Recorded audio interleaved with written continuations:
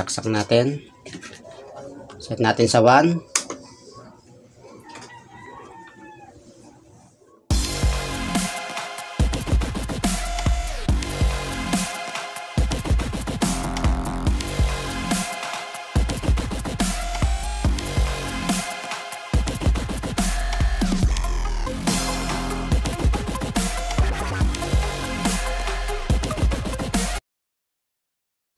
Hello mga J-viewers. Sa video na ito ay papakita ko naman sa inyo kung paano maghanap ng wiring ng orbit fan. Ang orbit fan ay mayroong tatlong linya.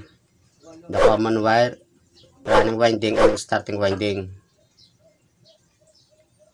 Tuturo ko rin sa inyo ang pagkakabit ng kanyang wiring sa kanyang selector switch na may speed na 1, 2, 3, and 4 at ang pagkabit sa starting capacitor. Siyempre ang kanyang power cord. Nakaset nga tayo sa X10. Sukatin natin ang kanyang wiring. Meron siyang tatlong line. Hanapin natin ang common line, starting winding and running winding. So X10 tayo. Ang paghahanap ng wiring niya sa mga beginner at sa mga estudyante, dapat may ballpen kayo. Lista niyo sa notebook. Pero sa mga professional, wala na yan, di na naglilista. So, ang paghanap nga ng kanyang common wire, buhat sa common, hahanapin mo ang kanyang pinakamababang resistance. Meron nga tayo ditong tatlong kulay. Bawat orbit fan, iba't ibang kulay, bawat electric fan. Ito nga, meron tatlong wire lang. Meron siyang white, pink, and gray. Hahanapin natin ang kanyang sa starting capacitor naman. Doon natin ikakabit ang kanyang pinakamataas na resistance. So mag-umpisa tayo sa isang linya. Gamitin natin itong white. Extend tayo. Ang makikita natin may pinakamataas na resistance, doon natin ikakabit ang starting capacitor. At ang may pinakamababang resistance naman, doon ang line 1 and line 2 ng power cord. Then white, pink.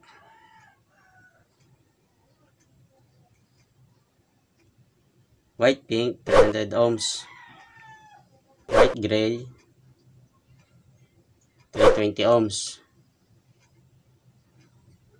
Mas mataas ang white, gray sa white, pink. White, gray, 320 ohms. White, pink, 300 ohms.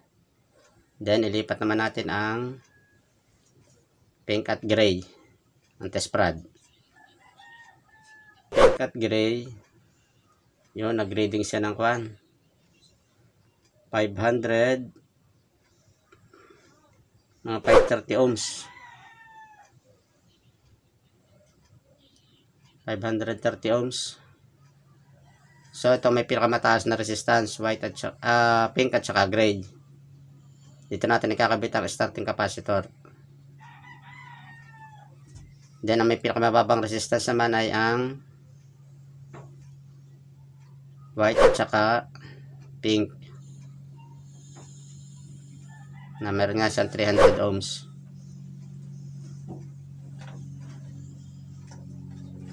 So may pinakamataas na resistance, gray at saka pink. Doon natin ikabit ang kanyang starting capacitor. Ang starting capacitor niya ay mayroong capacitance na 1.5 microfarad, 450 volts. Ito ang karaniwang gamit sa mga orbit fan, 1.5 microfarad hanggang 2 microfarad. Ang pag-check naman ng capacitor, set natin sa 1K. Siyempre, babalik lang yan yun. Charge, discharge. Yun, charge, discharge. Charge, discharge. Okay yung kanyang capacitor. Kabit natin sa gray at pink.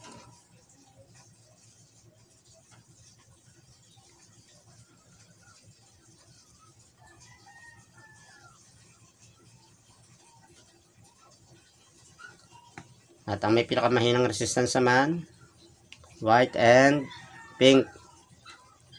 Kaya dito sa white at pink na ito, dito natin ikakabit ang kanyang power cord. Line 1, line 2. Bali, ang speed ng ganitong orbit fan, ang kumokontrol na lang sa kanya, dahil tatatlo nga ang wire niya, naka high speed dito pagka nakadirekta dito sa white at pink. Yun ang pinaka high speed niya. Pero pag padadaanin ng switch, ang kumokontrol ng kanyang speed ay itong capacitor.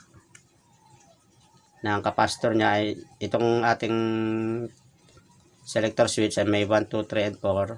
1, 2, 3 dadaan sa farad, sa capacitance ng capacitor. Mag-umpisa sa 1.3, then 3.1 microfarad, then 4 microfarad. Pagtaas ng capacitance niya, pagbagal ng ikot.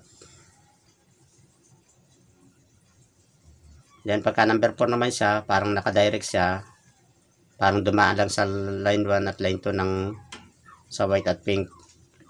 Parang na-bypass ng capacitor kaya high speed na number 4. Okay, bago natin kabitan ng cord, sukatin naman natin siya sa digital multimeter.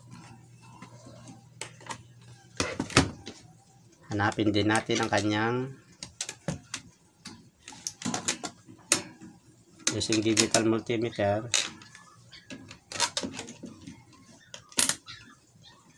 Resistance checking tayo.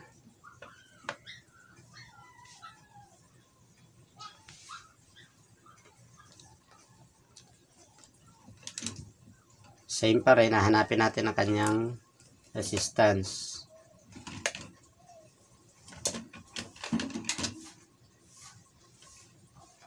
May pinakamataas na resistance nga.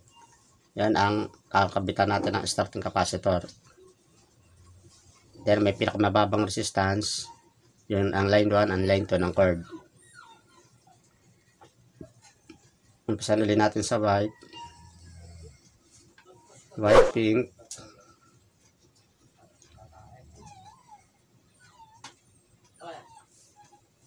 Dan dito siya ay 338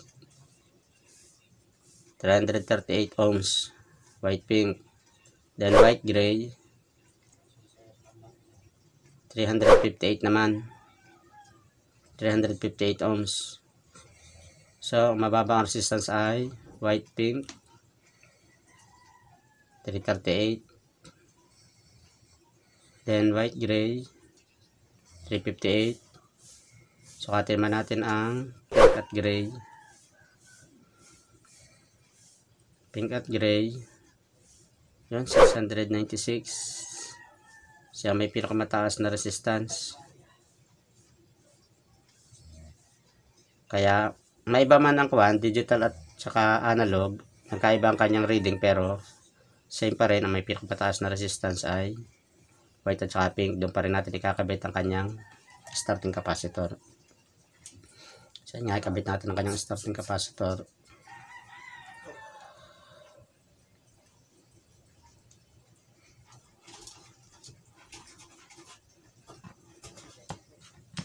Then, ang line 1 ay ang kanyang cord. Line 1 ay white. And line 2 ay, ang running winding niya ay itong pink. Then, starting winding, itong yung gray.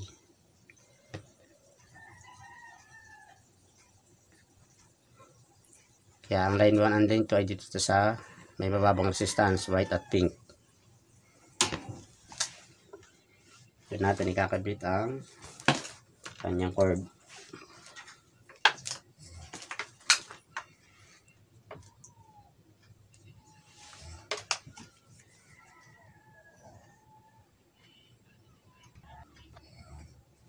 Ito nga, ikabit natin ang line 1 sa white, then pink, running winding, ang line 2. Then lagyan natin siya ng electrical tape para safety.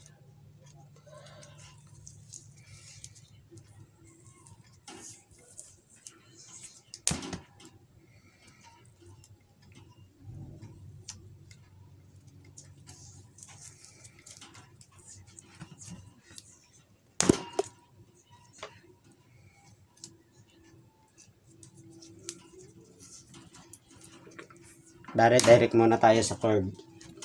Mamaya natin ikabit itong kanyang selector switch, ang kanyang speed. Mamaya natin ikabit. Dito lang muna tayo sa power cord nya, line 1, line 2. Direct muna tayo. Pag ganitong direct, yan ang pinaka high speed nya. Kung ilalagay sa switch, number 4 na siya. So, dito pagka walang nakakabit na ganitong switch, masusukat natin ang kanyang resistance sa X1 o X10 na rin.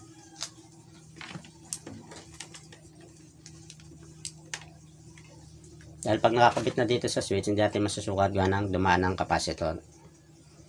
Kaya dito tayo sa muna tayo direct.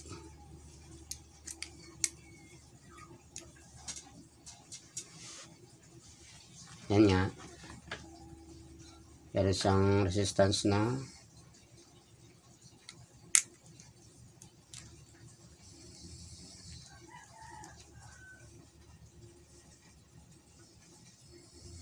X10 tayo.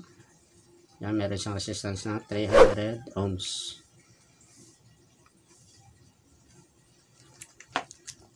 Saksak natin.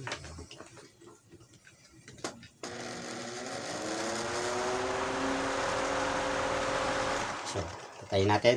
Kabit naman natin siya sa switch. Turo ko naman ngayon ang tamang pagkabit sa switch.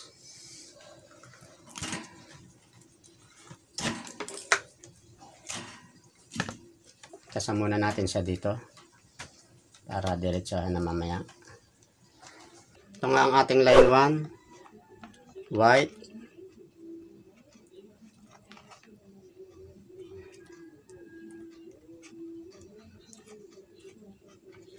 Pwede natin siya dito.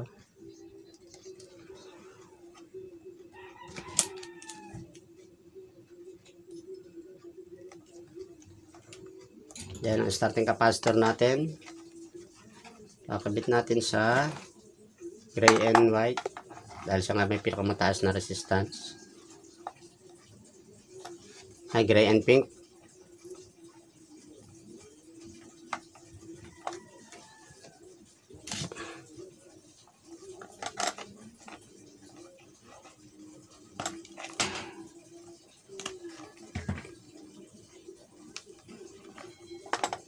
Gray and pink, kanyang capacitor,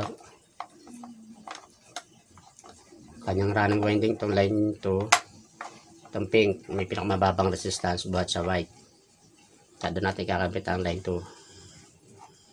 Yan.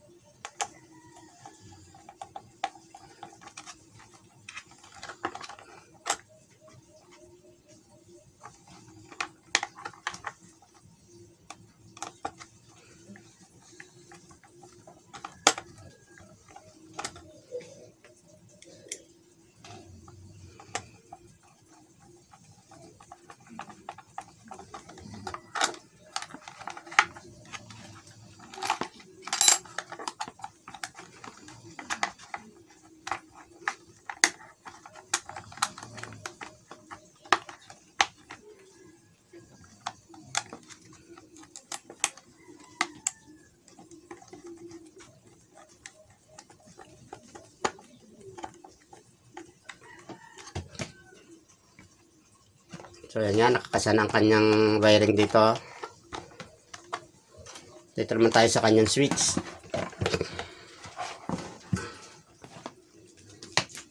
Ang tamang pagkabit sa switch, buhat dito sa cord line 1, line 2, kakatirin lang yung kabaak na linya, yung isang linya. Kakatirin lang yung kabaak na linya. Kaya nga nito line 1, line 2. Yung kabaak lang ang padadaanin sa switch. Dito nga meron ditong ang speed natin, rotary switch ay merong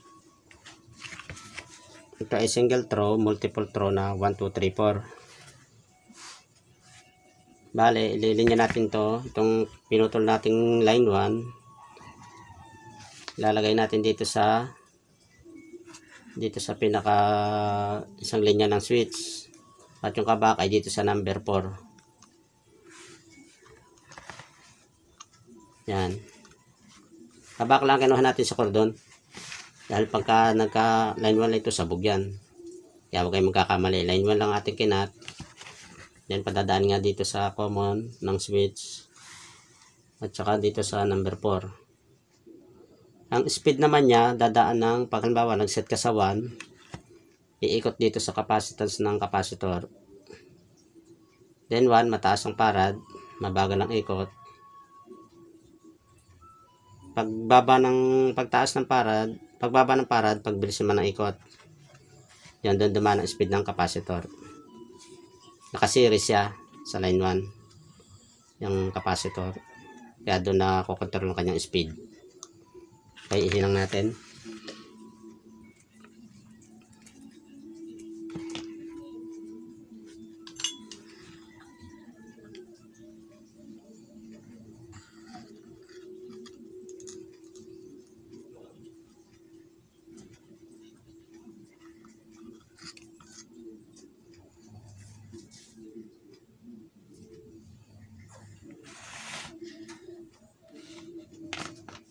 At ang time ito nga, ang nakabak ng switch dito sa number 4.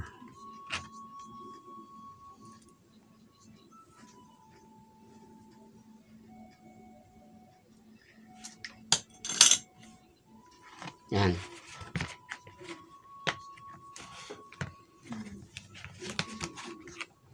Okay na siya.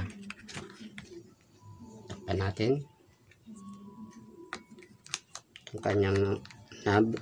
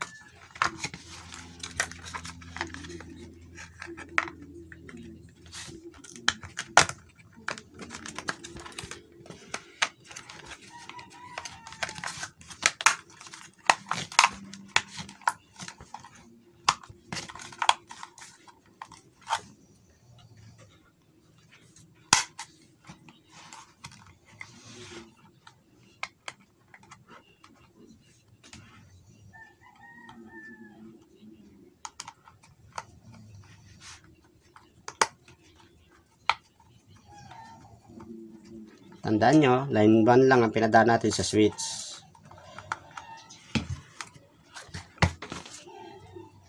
Hindi pwedeng line 1, line 2. Kailangan kabak lang. Sabi ko nga, hindi natin masusukat ngayon ng resistance ng kanyang cord dahil dumaan siya ng 1, 2, 3. May capacitor yun, naka-series. Kaya sa 4 lang siya papalo sa tester. So, tingnan natin.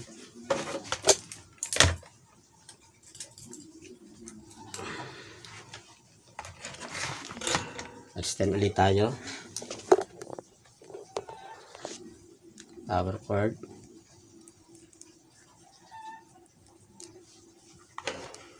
Then extend pa rin tayo. Naka-off siya. 1, wala tayong mga reading. 2, wala rin. 3, wala din dahil may capacitor nga. Then 4, direct yun sa switch. Hindi na dumaan ang capacitor, kaya sa kasi magkakaroon ng resistance. Yon, yung kanyang 300 ohms. Yun na yung pink and white. Then off uli. 1 uli, hindi magre-reading sa tester. Sa extend, hindi magre-reading dahil nga sa capacitor. Pero kung iwa-1K nyo, yung meron siya dahil yan ang capacitor. Ito, ganun din yun. Charge, discharge. 3, yun. Charge, discharge. Pero sa 4, extend tayo. Testing na. Okay, testing natin. A few minutes later. So, ayan nga, saksak natin. Set natin sa 1.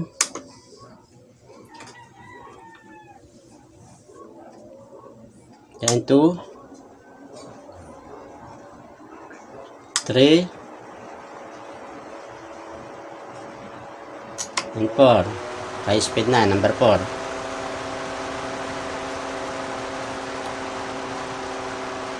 So, mga J-viewers, mga beginner, estudyante,